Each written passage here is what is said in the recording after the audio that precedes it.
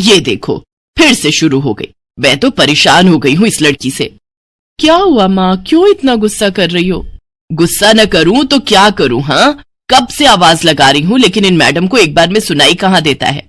ओहो माँ, आप ही देखो ना, मैंने कितना सुंदर डिजाइन बनाया, बस इसी में ध्यान लगा था मेरा, शायद इसीलिए आपकी आवाज सुनाई नहीं दी होगी। अच्छा बताओ क्या काम है, मैं ये बाद में पूरा कर लूंगी। कुछ काम नहीं, खाने की थाली कब से लगा कर रखी है, अब महारानी को फुर्सत मिल गई हो तो चलकर खा लो। अच्छा खाना खाना है, अब आप शुरू करो, मैं बस 2 मिनट में आऊं। हाँ हाँ पता है तेरे 2 मिनट। इतना कहकर हिना की माँ सुमित्रा गुस्से में वहां से चली गई और फिर खाने की मेज पर। अरे क्या हो गया, इतने गुस्से में क्यों हो भाग्यवान? अब आप ही समझा लीजिए अपनी लाडली को, मेरी तो एक नहीं सुनती। हाँ तो क्या हो गया, तुम पे ही तो गई है। आपको मजाक सूझ रहा है? यहाँ मेरा दिमाग खराब हो रहा है, सारा दिन बस मेहंदी के डिजाइन बनाती रहती है और कोई काम ही नहीं है इसे। इसका मतलब वो सच में तुम पर ही गई है। तुम्हें भी तो मेहंदी लगाने का बड़ा शौक था ना इस उम्र में? हाँ, पर मैं घर का सारा कामकाज निपटाने के बाद ये सब करती थी। अरे ये तो खाना पीना भी छोड़कर बैठी है। सुमित्रा अपने पति सुरेश से हिना की शिकायतें कर ही रही थी कि तभी हिना वहां आ गई। क्या बनाया माँ? खुशबू तो बड़ी अच्छी आ रही है। मिल गई तुझे फुर्सत? हाँ माँ, देखो ना मेरा आज का डिजाइन, पापा देखिए ना कैसा है। सच में डिजाइन तो वाकई बढ़िया बनाया है लाडो। ये लाडो बोल बोल कर आपने ही इसका दिमाग खराब करके रखा है। मेरी जान को कितना काम है पता है, ती जा रही है, मगर ये लड़की मेरी बिल्कुल मदद नहीं करती। ओहो, आज सिर्फ खरी खोटी ही सुनाओगी या कुछ खाना भी मिलेगा भाग्यवान? सुरेश की बात सुनकर सुमित्रा की हंसी निकल गई और उसे हंसता देख सभी लोग हंसने लगे। हिना अपने माता पिता की अकेली संतान थी। हिना को बचपन से ही मेहंदी के नए नए डिजाइन बनाने का बड़ा शौक था। वो कागज पर रोज कुछ न कुछ नया बनाने की कोशिश करती और फिर उसे अपने या अपनी माँ के हाथों पर लगाती। हिना के कॉलेज की पढ़ाई भी अब पूरी हो गई थी, तो अब उसके लिए रिश्ते आने भी शुरू हो गए थे। अरे सुमित्रा कहाँ हो, जल्दी आओ। क्या हुआ जी? जरा इस फोटो को तो देखो, कैसा है लड़का? दिखने में तो बहुत ही बढ़िया है। हाँ, वो कानपुर वाले फूफा जी है ना, उन्होंने बताया इस लड़के के बारे में। अपनी हिना के लिए कैसा रहेगा? लड़का काम क्या करता है और परिवार में कौन कौन है? फूफा जी बता रहे थे कि कानपुर में इनका अपना कारखाना है, वहां ये अपना दोने पत्तल और डिस्पोजल वगैरह बनाते हैं। ये अच्छा पैसा कमा लेता है, फूफा जी की रिश्तेदारी में है। हाँ, पर उससे पहले ये फोटो एक बार हिना को तो दिखा दो, उसे लड़का पसंद आ जाए तभी बात आगे बढ़ानी चाहिए ना। अरे हाँ, ये भी सही कह रही हो। लाडो, ओ लाडो, अरे कहाँ है बिटिया? सुरेश ने फौरन जाकर कमल की फोटो हिना को दिखाई तो हिना को भी कमल पसंद आ गया। उधर कमल को भी हिना पहली ही नजर में भाग गई और इस तरह से कुछ ही दिनों में कमल और हिना की शादी खूब धूमधाम से हो गई। शादी के बाद कमल और हिना अपनी गृहस्थी में बहुत खुश थे। फिर एक शाम। ये क्या लिख रही हो हिना? लिख नहीं रही हूँ, मेहंदी का डिजाइन बना रही हूँ। अच्छा, पर कागज पर क्यों? प्रैक्टिस तो रोज ही करनी होती है ना, तो इसीलिए कागज पर डिजाइन बनाती हूँ। अच्छा, अब जरा दिखाओ तो सही। अरे वाह, ये डिजाइन क्या सच में तुमने बनाया है? हाँ अच्छा है ना, अब मैंने और भी बनाकर रखे हैं, रुकिए मैं भी लेकर आती हूँ। हिना ने अपने बनाए सारे डिजाइन्स कमल को दिखाए जो कमल को बहुत पसंद आए और उसने हिना की खूब तारीफ की। सब कुछ अच्छा चल रहा था और ऐसे ही हंसी खुशी दिन बीत रहे थे। लेकिन फिर एक सुबह। हेलो, क्या हुआ राठी जी, इतनी सुबह सुबह फोन क्यों किया? सर आप जल्दी से आ जाइए, गजब हो गया, अपनी फैक्ट्री में आग लग गई है सर, सब कुछ जल गया सर, कुछ भी नहीं बचा सर, जल्दी आ जाइए आप। फोन पर अपने मैनेजर की बात सुनकर कमल के पैरों तले जमीन खिसक गई। फैक्ट्री पहुंचा तो देखा वाकई फैक्ट्री पूरी तरह से जल रही थी। तभी एक जलती हुई बड़ी सी लकड़ी कमल पर आ गिरी, जिसकी वजह से वो बुरी तरह झुलस गया। उसे फौरन अस्पताल पहुंचाया गया और यहाँ से सब कुछ बदल गया। फैक्ट्री के काम को बढ़ाने के लिए कमल ने हाल ही में कई सारी नई मशीनें लोन पर खरीदी थी। मशीनें तो नहीं बची, लेकिन लोन चुकाने के चक्कर में पहले कमल की गाड़ी बिकी और फिर घर। मजबूर होकर कमल और हिना किराए के मकान में रहने लगे थे। फिलहाल कमल की हालत ऐसी नहीं थी कि वो कोई और काम कर सके। ऐसे में हिना ने घर चलाने का जिम्मा उठाया और वो घर घर जाकर औरतों के हाथों पर मेहंदी लगाने लगी। हालांकि इस काम से उसे बहुत कम पैसे ही मिल पा रहे थे, लेकिन हिना फिर भी पूरी मेहनत कर रही थी। क्या से क्या हो गया ना हिना, मैं किसी काम का नहीं रहा, हम बर्बाद हो गए। मैंने कहा था तुम्हें रानी बनाकर रखूंगा, मगर मेरे रहते हुए भी तुम्हें कितना संघर्ष करना पड़ रहा है। ऐसा क्यों कह रहे हैं आप बिल्कुल चिंता मत कीजिए, देखना धीरे धीरे सब ठीक हो जाएगा। हिना चाहती थी कि वो अपना एक पार्लर खोले, लेकिन फिलहाल ये मुमकिन नहीं था। मेहंदी लगाने का काम भी सीजन पर ही मिल पाता था, तो अब दिक्कत खाने पीने की भी होने लगी। ऐसे में हिना ने एक सेठ के घर मेड का काम करना शुरू कर दिया। और फिर एक दिन, सुन, तुझे कोई मेहंदी वाली पता है क्या? क्यों मैडम? अरे वो तीज आ रही है ना, तो मेहंदी लगवानी थी। हाँ, बाहर इतनी गर्मी, अब ऐसे में कौन बाहर जाए, तो घर पर ही आकर कोई लगा दे तो बढ़िया रहेगा। अब हाँ मैडम, मैं बहुत अच्छी मेहंदी लगाती हूँ, आप मुझसे लगवा लो। ना ना ना, अगर खराब कर दी तो? तीज की पार्टी है मेरे यहाँ, मेहंदी तो बढ़िया ही लगवानी है मुझे। मैडम आप बिल्कुल चिंता मत कीजिए, और रुकिए, मैं अभी आपको कागज पर मेहंदी का डिजाइन बनाकर दिखाती हूँ, फिर आगे आप ही तय करना। इतना कहकर हिना ने फौरन एक कागज लिया और कुछ ही देर में उस पर एक बहुत ही सुंदर मेहंदी का डिजाइन बना दिया। और फिर, अरे वाह, ये तो सच में बहुत सुंदर है, बिल्कुल नया और बहुत ही खूबसूरत डिजाइन है। अब तो ये डिजाइन मेरे हाथ पर भी सेम टू सेम लगा देगी ना? हाँ मैडम, आप मुझ पर विश्वास कीजिए, मैं बचपन से ये करती आई हूँ। उस दिन हिना ने पूरे मन से अपनी मालकिन के दोनों हाथों पर मेहंदी लगाई। हिना ने जो डिजाइन बनाया था वो एकदम नया था और सुंदर भी।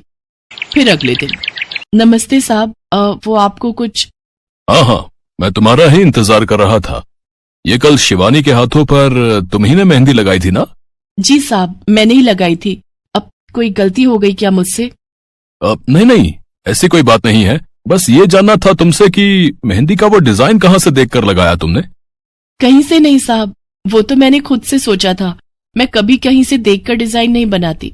अच्छा, अगर ऐसा है तो जरा ये कागज और जरा इस पर एक मोर की थीम पर बेस्ड एक डिजाइन बनाकर दिखाओ, पर याद रहे डिजाइन बिल्कुल नया होना चाहिए।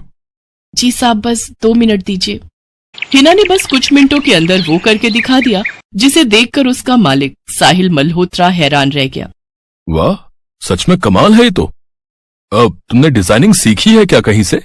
नहीं साहब, सीखी तो नहीं, लेकिन मुझे बचपन से ही शौक है मेहंदी लगाने का, तो बस इसीलिए। समझ गया। देखो हिना, तुम्हारा हुनर लाजवाब है और तुम्हें अपने इस हुनर को ऐसे बेकार नहीं जाने देना चाहिए। जी मतलब? तुम्हें पता है ना, मेरी फैक्ट्री में लेडीज कपड़ों के लिए कपड़ा बनता है, लेकिन काफी समय से मैं परेशान हूं, क्योंकि सूट साड़ियों वगैरह के लिए मेरे पास नए डिजाइन्स की कमी पड़ गई है। लेकिन अब लगता है ये कमी नहीं रहेगी। बोलो, बतौर डिजाइनर मेरे लिए काम करोगी तुम? जी साहब, बिल्कुल करूंगी। ये हिना के लिए सपने के सच होने जैसा था। अब वो काम वाली बाई से एक डिजाइनर बन गई। वो साहिल की फैक्ट्री में बनने वाले कपड़ों के लिए हर रोज नए नए डिजाइन्स बनाने लगी, और इसके बाद साहिल के फैक्ट्री में बनने वाले कपड़े की डिमांड काफी बढ़ गई, और इसके चलते हिना को भी उसके काम की बढ़िया सैलरी मिलने लगी। हिना अब अपनी कमाई से न सिर्फ अपना घर खर्च चलाने लगी, बल्कि उसने शहर के बढ़िया डॉक्टर से कमल का इलाज भी कराया, जिससे कमल बहुत जल्दी ठीक हो गया और उसने भी काम करना शुरू कर दिया। पर इस सब में पूरा 1 साल बीत गया और एक बार फिर से तीज का त्योहार आया। देखिए तो कैसी लग रही हूं मैं? बिल्कुल चांद जैसी लग रही हो। हिना ने नई हरे रंग की साड़ी पहनी हुई थी, जो उसने खुद डिजाइन की थी, और वाकई वो उसमें बहुत ही सुंदर लग रही थी।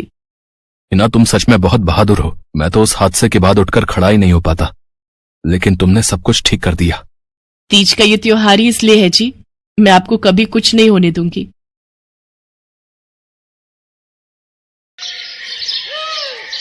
मीरा, ओ मीरा, चल तो जल्दी से आटा गूंथ दे, मैं फटाफट रोटियां सेक दूंगी। नहीं माँ, मैं नहीं गूंथ पाऊंगी, मैंने मेहंदी लगा ली है हाथ पर। क्या? सुबह सुबह तू फिर मेहंदी लगाकर बैठ गई?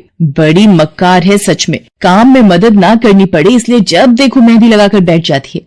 चल जल्दी से हाथ धोकर आ मेरे पास, मुझे काम पर जाने के लिए देर हो रही है। माँ बस आज कर लो ना, देखो ना मैंने कितनी मेहनत से कितना सुंदर डिजाइन बनाया है।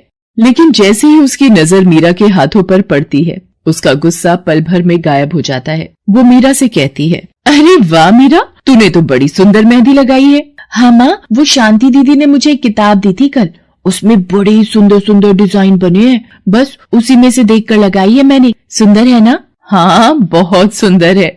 अरे लेकिन मुझे तो ओफो, फिर लगा लिया ना तूने बातों में। पहले से ही देर हो रही है, ऊपर से तू भी मेहंदी लगाकर महारानी जैसे बैठ गई है। माँ, तुम इतना परेशान क्यों होती हो? 1-2 घंटे में जब मेरी मेहंदी सूख जाएगी तो मैं घर के सारे काम कर दूंगी। मीरा की बात मानकर कावेरी काम पर चली जाती है। वो एक बड़ी सोसाइटी के घरों में काम करती थी और इसी काम से कावेरी और मीरा का गुजारा चलता था। कावेरी के पति की कई साल पहले एक सड़क हादसे में मौत हो गई थी।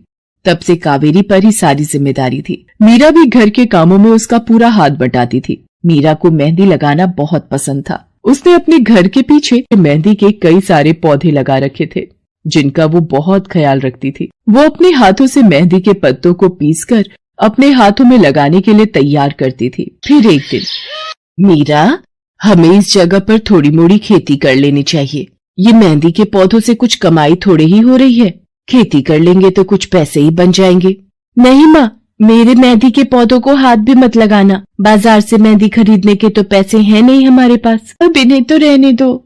ये कहते हुए मीरा की आंखों में आंसू थे। कावेरी उसके सिर पर हाथ रखते हुए कहती है, मीरा, मैं जानती हूँ तुझे मेहंदी लगाना बहुत अच्छा लगता है, लेकिन बेटा अपनी हालत तो तुझे पता ही है ना, मैं कितनी मुश्किल से। माँ, सब समझती हूँ मैं, जाओ कर लो जो करना है। इतना कहकर मीरा रोते हुए वहाँ से चली जाती है। कावेरी को उसके लिए बुरा लग रहा था। वो मीरा की मेहंदी के पौधों को कुछ नहीं करती। ऐसे ही कई दिन गुजर जाते हैं। ज्यादा काम करने की वजह से कावेरी की तबीयत खराब रहने लगी। वो बहुत जल्दी जल्दी बीमार पड़ने लगी। तो मीरा ने उससे कहा, माँ, तुम रहने दो, तुम्हें बुखार है, रात भर सोई नहीं हो, मैं चली जाती हूँ काम पर। नहीं मीरा, तू कैसे? ना, नहीं, मैं ठीक हूँ, मैं जाती हूँ। कावेरी जैसे ही उठकर चलने की कोशिश करती है, अचानक उसे चक्कर आ जाता है। मीरा उसे सहारा देकर बिस्तर पर लिटा देती है और उससे कहती है, बस माँ, अब तुम आराम करोगी और काम पर अब से मैं जाऊंगी। कावेरी घर पर रहकर आराम तो कर रही थी, लेकिन वास्तव में उसे अच्छे इलाज की भी जरूरत थी, जिसके लिए पैसे थे नहीं। दूसरी तरफ अब हर रोज मीरा काम पर जाती और लौटकर घर के भी सारे काम उसे ही करने पड़ते थे। इस सब में उसे मेहंदी लगाने का बिल्कुल भी वक्त नहीं मिल पाता था। मीरा, कितने दिन हो गए तूने मेहंदी नहीं लगाई? हाँ माँ, बस मन नहीं कर रहा। अच्छा, मेहंदी लगाने का तेरा मन नहीं? मैं सब जानती हूँ। मैंने बिस्तर पकड़ लिया है और मेरी फूल सी बच्ची पर सारे काम पड़ गए हैं। अब बस बहुत हो गया आराम। मीरा, जा, तू जाकर मेहंदी लगा ले, आज मैं जाऊंगी काम पर। नहीं माँ, तुम कहीं नहीं जाओगी, मैं कर लूंगी सब। और मैं सच बोल रही हूँ, मैं बड़ी हो गई हूँ, ये मेहंदी का मुझे शौक नहीं। इतना कहकर मीरा काम पर जाने के लिए घर से निकल जाती है। कावेरी की आंखों में आंसू आ जाते हैं। मीरा सोसाइटी के कई घरों में काम करती थी। उन्हीं में से एक घर आरती का भी था। उसके घर पर तीज का त्योहार बड़े धूमधाम से मनाया जाता था। तीज की तैयारियों में मीरा भी मदद कर रही थी। इसी बीच, अरे ऐसे कैसे? मैंने सारे रिश्तेदारों को बुला लिया है, मेरी सारी फ्रेंड्स भी आने वाली हैं। मैं क्या कहूँगी उन्हें? फोन पर काफी देर बहस करने के बाद आरती फोन रख देती है। उन्हें उदास देखकर मीरा उससे पूछती है, क्या हुआ मैडम जी, आप कुछ परेशान लग रहे हो? हाँ मीरा, बड़ी मुसीबत हो गई। कल तीज का फंक्शन है, मैंने सबको मेहंदी लगवाने के लिए यहीं बुला लिया है और आखिरी मौके पर ये पार्लर वाली धोखा दे गई। कह रही है कल नहीं आ पाएगी। अब क्या होगा? इतनी जल्दी कौन तैयार होगा सबको मेहंदी लगाने के लिए? मैडम जी, वैसे मैं भी ठीक ठाक मेहंदी लगा लेती हूँ। अरे हाँ, कावेरी ने मुझे बताया तो था एक बार कि तुझे मेहंदी लगाने का बहुत शौक है। वैसे मुझे तो कोई परेशानी नहीं है, तू देख ले बेटा, बहुत सारे हाथ लगाने होंगे और मेहंदी बढ़िया लगनी चाहिए सबके। आप बिल्कुल चिंता मत करिए मैडम जी, मैं सब अच्छे से करूँगी। बहुत दिनों बाद मीरा के चेहरे पर खुशी थी। उसने घर पहुंचते ही मेहंदी के खूब सारे पत्ते तोड़कर पत्थर पर पीसना शुरू कर दिया। ये देखकर कावेरी ने मीरा से कहा, अरे मीरा, शाम हो गई है, अब मेहंदी मत लगा, मौसम भी ठंडा है बेटा।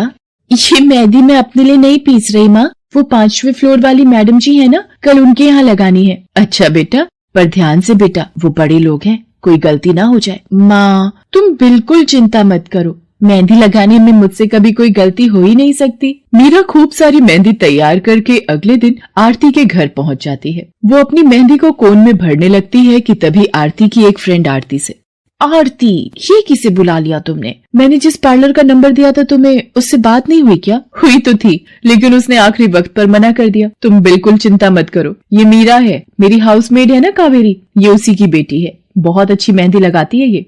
ओफो आरती, तुम भी ना पार्लर की बात अलग होती है, उन लोगों का मटेरियल ब्रांडेड होता है, मेहंदी के रचने की गारंटी मिलती है वहां से। और इसकी मेहंदी तो मुझे कुछ समझ नहीं आ रही, इस पर तो कोई लेबल तक नहीं है, अगर कुछ गलत रिएक्शन हो गया हाथों पर तो।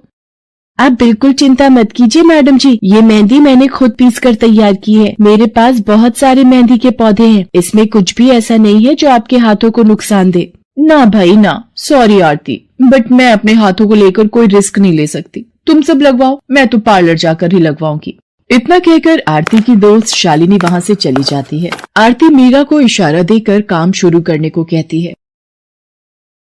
अरे वाह, मानना पड़ेगा, इस बच्ची ने कमाल की मेहंदी लगाई है। मुझे तो नहीं लगता कि इस मेहंदी का वैसा रंग आएगा जैसा पार्लर वाली मेहंदी का आता है। अब बस भी करो शालिनी, मेहंदी कैसी रचेगी ये कल तक पता चल ही जाएगा ना। बच्ची है वो, उसे इस तरह डराओ तो मत। अरे मुझे क्या, मेरे हाथ कौन सा खराब होने वाले हैं, तुम ही लोग लगवाओ और तुम ही भुगतना। शालिनी गुस्से में वहां से चली जाती है। उसे पूरा यकीन था कि मीरा की मेहंदी रचेगी नहीं, साथ ही हाथों पर उसका गलत रिएक्शन भी हो सकता है, लेकिन जो हुआ वो इससे बिल्कुल अलग था। अगले दिन मीरा के घर पर। अरे मैडम जी, आप यहाँ? आपने तो आज काम पर आने के लिए मना किया था ना, मैं इसीलिए नहीं आई। हाँ, कल तुम कितना थक गई थी, इसीलिए मैंने आने को मना किया। मैं यहाँ तुम्हें काम पर बुलाने नहीं बल्कि किसी और काम से आई हूँ। अंदर नहीं बुलाओगी? अरे माफ कीजिएगा मैडम जी, आइए अंदर आइए। आरती को देखकर कावेरी भी बिस्तर से उठकर खड़ी हो जाती है। आरती के साथ उसकी दोस्त शालिनी भी थी। मीरा उन दोनों को पानी देते हुए कहती है, ये लीजिए मैडम जी, मेहंदी तो ठीक से रची ना मैडम जी? ये तुम्हें मैं नहीं, शालिनी बताएगी। फिर शालिनी अपने हाथ मीरा की तरफ बढ़ा देती है। उसके हाथों पर कई जगह छाले पड़े हुए थे। ये देखकर मीरा उससे कहती है, अरे ये क्या हुआ मैडम जी? मैंने तुमसे मेहंदी नहीं लगवाई, उल्टा तुम्हारा अपमान करती रही, उसी की सजा मिली है मुझे। मैंने सबसे महंगे वाले पार्लर में जाकर मेहंदी लगवाई। मैंने उनसे जोर देकर कहा कि मेहंदी का रंग बहुत बढ़िया आना चाहिए। इस चक्कर में उन्होंने पता नहीं क्या क्या मिला दिया मेहंदी में, और मेरे हाथों का ये हाल हो गया। और दूसरी तरफ तुम्हारी मेहंदी, जिसने भी लगवाई उसके हाथों की रंगत ही अलग है। देखो आरती के हाथ देखो जरा। आरती ने अपने हाथ आगे बढ़ा दिए, जिन पर मीरा के हाथों से लगी मेहंदी का बहुत ही अच्छा रंग चढ़ा था। फिर आरती कावेरी के पास जाकर उससे बोली, बस कावेरी, ये झाड़ू पोछा और बर्तन बहुत करवा लिए तुमने मीरा से, ये अब वो करेगी जो इसे करना चाहिए। जी क्या मतलब मैडम जी? ये अब मेहंदी लगाएगी सबके हाथों पर। हमारी एक दोस्त का अपना ब्यूटी पार्लर है, उसे मीरा का काम और उसकी मेहंदी की क्वालिटी बहुत अच्छी लगी। वो मीरा को अपने यहाँ काम देना चाहती है, अच्छे पैसे भी देगी वो मीरा को, और तो और वहाँ रहकर मीरा पार्लर के दूसरे काम भी सीख पाएगी। आरती की बात सुनकर कावेरी की आंखों में आंसू आ जाते हैं। वो हाथ जोड़कर आरती का शुक्रिया अदा करती है। मीरा भी बहुत खुश थी। अब न सिर्फ वो अपना मेहंदी लगाने का शौक पूरा कर सकती थी, बल्कि अच्छे पैसे कमाकर अपनी माँ का इलाज भी करवा सकती थी। एक समय की बात है, केशवपुर नामक गांव में सरला नाम की एक बूढ़ी विधवा औरत अपने बेटा बहू के साथ रहती थी। सरला की बहू जया स्वभाव से बहुत बुरी थी। वो रोजाना सरला से बात बात पर लड़ती रहती थी। सरला का पति किशन शहर में मजदूरी करता था, इसलिए वो कभी कभी ही गांव आ पाता था। किशन शहर से घर खर्चे के लिए पैसे भेजता तो 2 लिफाफे भेजता, एक अपनी माँ के नाम और एक अपनी पत्नी के नाम। पर जया सरला के पैसे भी अपने पास ही रख लेती थी। ऐसे ही एक दिन, ये सरला देवी और जया जी के नाम के मनी ऑर्डर हैं। लाओ भैया, जल्दी से मुझे दे दो। ये सरला देवी के हस्ताक्षर करके ही उन्हें मिलेगा। माँ जी आराम कर रही हैं, लाओ मैं अंगूठा लगवा कर लाती हूँ। ए बुढ़िया, जल्दी से इस कागज पर अंगूठा लगा दे। भैया मनी ऑर्डर मुझे दे दो। जया सारे पैसे अपने पास रख लेती है और अपने और बेटे बिट्टू के लिए खाने पीने की चीजें खरीद लाती है। माँ बहुत भूख लगी है। ये देख मैं तेरे लिए कितने सारे पकवान लाई हूँ, पूड़ी, छोले, समोसे, कचौड़ी। चल हम दोनों मिलकर खाते हैं, मजा आ जाएगा। जया बहू, बहुत भूख लगी है, सुबह से कुछ भी नहीं खाया है। अगर थोड़ा सा कुछ खाने को मिल जाता तो। पता नहीं इस बुढ़िया को कितनी भूख लगती है, जब देखो हम माँ बेटे के खाने पर नजर लगाती रहती है। ये ले पकड़, आधी कचौड़ी दे रही हूँ, अब रात तक कुछ खाने को नहीं मिलेगा। और तुझे तो मैंने बोला था कि कपड़े धो देना, तेरे से अभी तक कपड़े नहीं धुले। ये कचौड़ी खाकर चुपचाप सारे कपड़े धो देना, नहीं तो मुझसे बुरा कोई नहीं होगा। बेचारी सरला कचौड़ी का एक टुकड़ा खाकर भला क्या पेट भरती। वो फिर से दोबारा काम पर लग जाती है। एक दिन किशन शहर से वापस आने वाला था। जया को पता था कि जब किशन सरला से पूछेगा कि वो उसे पैसे बराबर भेजता है तो उसे मिलते हैं या नहीं। ये बात सोचकर जया थोड़ा घबरा जाती है और वो सरला से कहती है, ओ बुढ़िया, अगर तूने अपने बेटे से कहा कि तुझे उसके भेजे हुए पैसे नहीं मिलते तो मुझसे बुरा कोई नहीं होगा। वो तो एक दिन रहकर चले जाएंगे, उसके बाद जो मैं तेरा हाल करूंगी ना, फिर तू देखती रह जाएगी। इसलिए अपने बेटे के सामने दुखड़े रोने की कोशिश मत करना।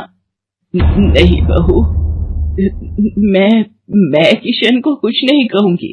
माँ, मैंने तुम्हें पैसे भेजे थे, वो तुम्हें मिल गए थे ना? अरे आप बिना कैसी बातें करते हो? माँ जी को मैं बराबर से पैसे देती रहती हूँ। माँ जी, ये लो गरम गरम पनीर के पकौड़े, आप भी खाओ। किशन 2 दिन रहकर शहर वापस चला जाता है। जया फिर से अपने रूप में आ जाती है। दिन भर सरला काम करके एक दिन चक्की से आटा पिसवा कर लौट रही थी कि अचानक उसे चक्कर आ जाते हैं। रिक्शा में जाती एक लड़की देख लेती है। भैया, इन्हें उठाने में मेरी मदद करो, बेचारी पता नहीं कौन है। सुमन, ये तेरे साथ कौन है? ये रास्ते में बेहोश हो गई थी, मैंने घर ले आई, लगता है इन्हें होश आ गया है। अब कैसा लग रहा है आपको? मैं ठीक हूँ बेटी, तुम्हारा बहुत बहुत शुक्रिया बेटी।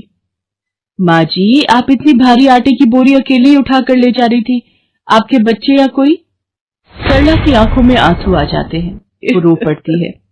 माँ जी, कोई परेशानी है तो आप हमसे कह सकते हो, मुझे लग रहा है आप बहुत परेशानी में हो। क्या करूं बेटी, मैं इस जीवन से हार गई हूँ। सरला के दुख का घड़ा फूट जाता है और वो सारा दुख सुमन और बाकी लड़कियों को बताती है। अब इस संसार में जीने की कोई इच्छा नहीं है मेरी। माँ जी, ऐसा मत सोचिए, आप जीवन से यूं निराश मत होइए। अब आप अपनी बहू के पास वापस मत जाना, आप यहाँ हमारे साथ रहो। बेटी, तुम बहुत अच्छी हो, भगवान तुम्हारा भला करे। तुम लोग यहाँ गांव में रहती हो क्या? जी माँ जी, हम मेहंदी वाली हैं, हम लोग मेहंदी लगाने का काम करती हैं और आसपास के गांव और शहरों में मेहंदी लगाने जाती हैं। क्या मैं भी ये काम सीख सकती हूँ?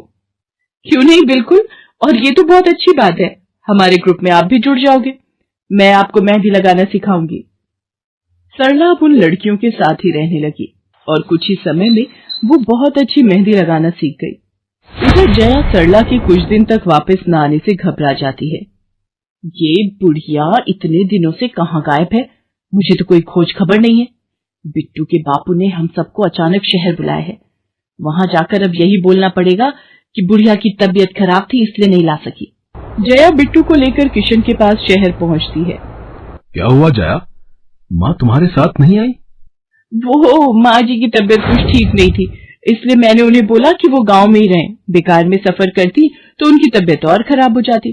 पर तुमने मुझे अचानक क्यों शहर क्यों बुला लिया? अरे वो हमारे सेठ जी की लड़की की शादी है, इसलिए उन्होंने बोला कि कोई ऊपर के कामों के लिए मिल जाए। मैंने सोचा तुम्हें बुला लेता हूँ, और माँ भी थोड़े दिन के लिए मेरे पास रह लेगी। चलो कोई नहीं, मैं तुम्हें मालकिन से मिलवा देता हूँ। देखो किशन, शाम को मेहंदी का समारोह है तो काम अच्छे से निपटाने हैं, जितने भी मेहमान आएंगे उनके स्वागत में कोई कमी ना होने पाए। आप चिंता मत करो मालकिन, सब हो जाएगा। ये मेरी पत्नी है, मैंने इसे गांव से बुला लिया है, ये सब संभाल लेगी। जया मेहंदी समारोह की तैयारियों में काम करवाने लगती है। सब मेहमान आने लगते हैं। रिचा, मेहंदी वाली अभी तक नहीं आई, कितने बजे का टाइम दिया था? मम्मी, मेरी उनसे बात हो गई है, बस कुछ ही देर में आती होंगी। लो वो आ गई। माँ जी, ये यहाँ कैसे? मेहंदी वाली लड़कियों के साथ? माँ यहाँ? जया, तुम तो कह रही थी कि माँ बीमार है और गांव में है, पर माँ मेहंदी वाली लड़कियों के साथ क्या कर रही है? मुझे कुछ समझ नहीं आ रहा। मैं माँ के पास जा रहा हूँ। माँ, तुम यहाँ इन सबके साथ? किशन बेटा, आप मेरे साथ इधर आइए, मैं आपको सब बताती हूँ। ये लड़की इनको सब कुछ बता देगी। शायद आप नहीं जानते हैं, आपकी पत्नी ने आपकी माँ पर बहुत जुल्म किए हैं, इसीलिए ये बेचारी अपना घर छोड़कर हमारे साथ रहने को मजबूर थी। सुमन किशन को सारी सच्चाई बताती है। सरला की आंखों में आंसू आ जाते। किशन सबके साथ जब घर आ जाता है। जया, तुम्हें शर्म आनी चाहिए, तुमने मेरी माँ के साथ इतना बुरा व्यवहार किया। तुम्हारी वजह से मेरी माँ दर दर भटक रही है। अब तुम मेरे साथ एक पल भी नहीं रहोगी। बिट्टू को मैं पाल लूंगा। अभी के अभी अपने मायके निकल जाओ। ऐसा मत कहो, मैं आप लोगों के बिना कैसे रहूंगी। मुझे माफ कर दो, मुझे माफ कर दो, मेरे से गलती हो गई। माँ जी, मुझे माफ कर दो। किशन बेटा, मैं किसी से भी नाराज नहीं हूँ। जया बहू को माफ कर दे। गलती इंसान से ही होती है बेटा। मैंने जया बहू को माफ कर दिया। किशन जी, आप चिंता मत कीजिए, आपकी माँ जी अब हमारे साथ ही काम करेंगी। उस दिन के बाद जया ने अपना व्यवहार बदल लिया। सरला ने मेहंदी लगाना नहीं छोड़ा। वो अपनी मेहंदी लगाने के काम को करती रही। जया को अपनी गलती का एहसास हो गया था। अब वो भी सरला की बहुत देखभाल करती थी।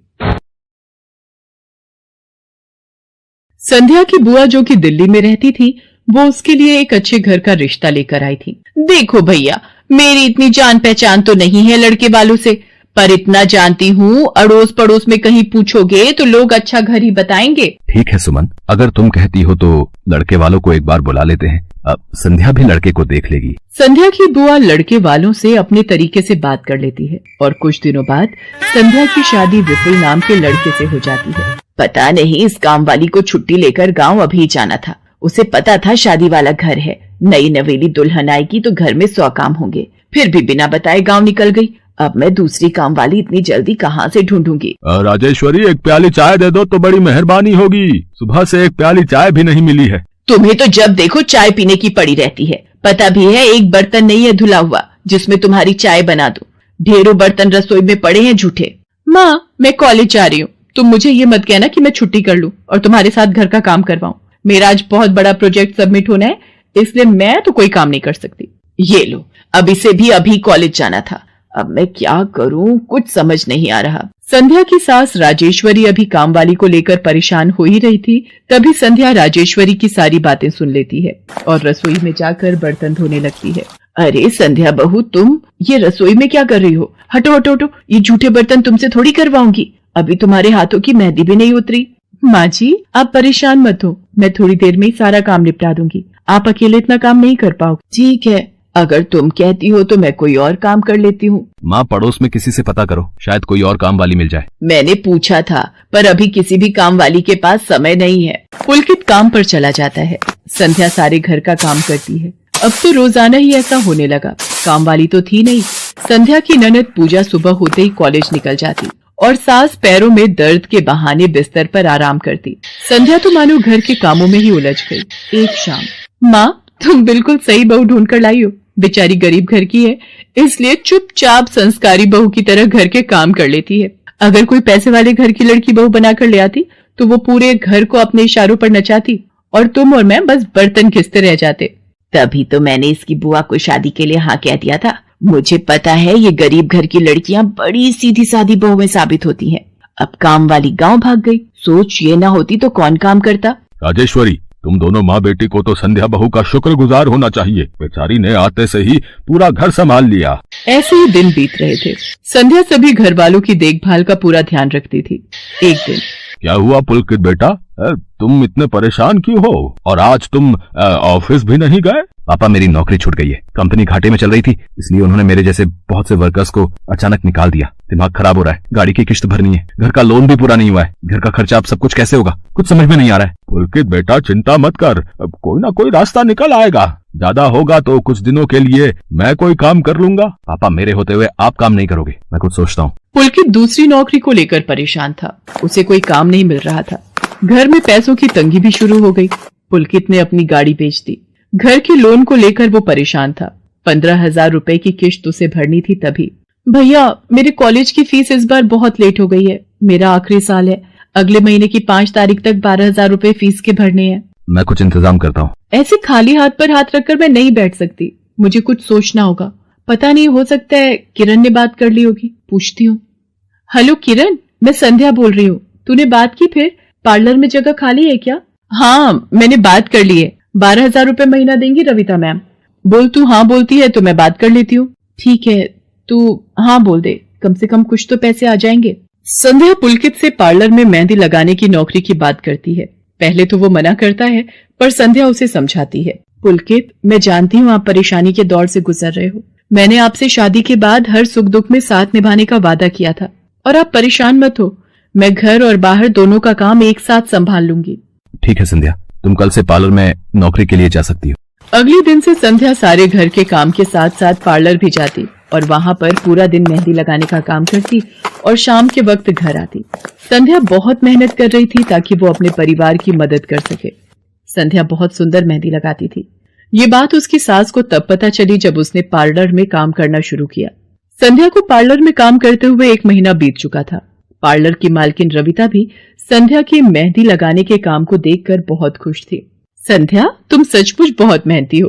पिछले 1 महीने में बहुत से क्लाइंट तुम्हारी तारीफ कर रहे हैं और अपनी फैमिली फ्रेंड्स की शादी या सगाई फंक्शन के लिए तुम्हें ही मेहंदी के लिए बुक करना चाहते हैं। और हाँ, ये तुम्हारी सैलरी 12,000 रुपए। बाकी ये तुमने ओवर टाइम भी शादी के सीजन में बहुत किया है, उसके 6,000 रुपए अलग से दे रही हूँ। थैंक यू मैम, आपने मेरे काम की इतनी तारीफ की। मैं तो बस भगवान की कृपा से मेहनत से करती हूँ। संध्या घर आ जाती है और 12,000 रुपए पूजा के हाथ में रखती है। पूजा, ये तुम्हारी कॉलेज की फीस के पैसे, तुम कल ही अपनी फीस जमा कर देना। भाभी, ये तो आपकी मेहनत की कमाई है, आप ये सारे पैसे मुझे दे रहे हो? नहीं नहीं भाभी। पूजा, तुम मुझे अपनी भाभी कहती हो ना, और भाभी तो माँ समान होती है, तो क्या तुम अपनी भाभी माँ के पैसे नहीं लोगी? तुम अपने भैया से भी तो लेती हो ना। फिर मेरे और अपने भैया में फर्क है, मैं भी तो इस घर का हिस्सा हूँ, इसलिए ये पैसे रख लो। मुझे माफ कर दो भाभी, मैंने ना जाने आपके बारे में क्या क्या गलत सोचा। पुलकित को भी दूसरी नौकरी मिल जाती है। अब संध्या और पुलकित दोनों मिलकर काम करते थे। राजेश्वरी और पूजा भी अब संध्या की घर के कामों में बहुत मदद करती थी। परिवार